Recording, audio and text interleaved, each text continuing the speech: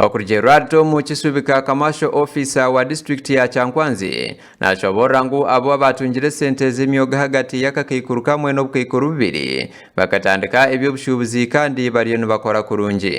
Nagira ngu district egi eine sako z'emyoga mukaaga kandi omwaka ogu gwonka gavumenti ebahaire obukeikuru rushanju na 20 ahabe emyoga. I want to thank the President of Uganda. This month allowing yoga program. People are achieving a lot in yoga.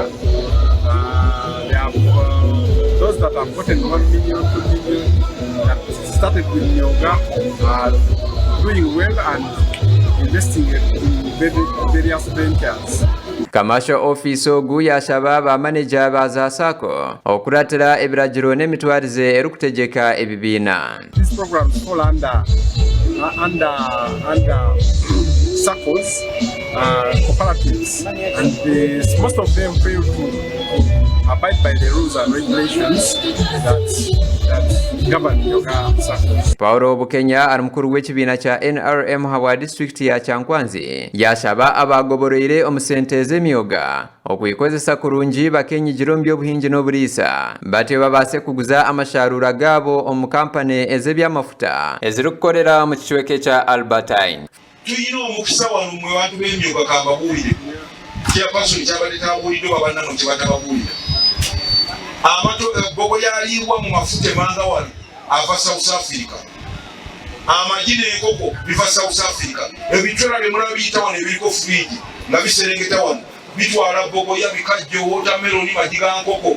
Florence asaba archairperson wa emyoga missionaries mobilization team ahabwa Bunyoro n'ashababo abatungire sente ez'emyoga okuyikozesa kurungi okuhindura miturire y'amaka gabo. Tulabe biki bye tufunyeemu, share success stories, tulabe weebizibu webiri tusobole okunga abalala bonna abatabenefitinganga mu program zino nabo bajje batwegatteko basobole okubanga bafunamu. Bamwe ombatungire aha sente z'emyoga mu district ya Kyankwanzi bahayo ebitebyo by'obusinguzi ebirugire omu bibatungire okuruga omu sente z'emyoga. Ne batwongera miliyoni 2 nga bwe twewola bwe tuzizza ate era nga tusevinga. Sawa yaffe yali nebanga etambula bulungi. Nze chairman newola miliyoni 3.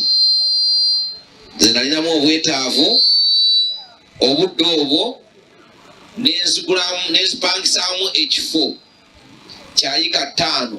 Gasha kwa Gad asaba ahabwa Tayari West.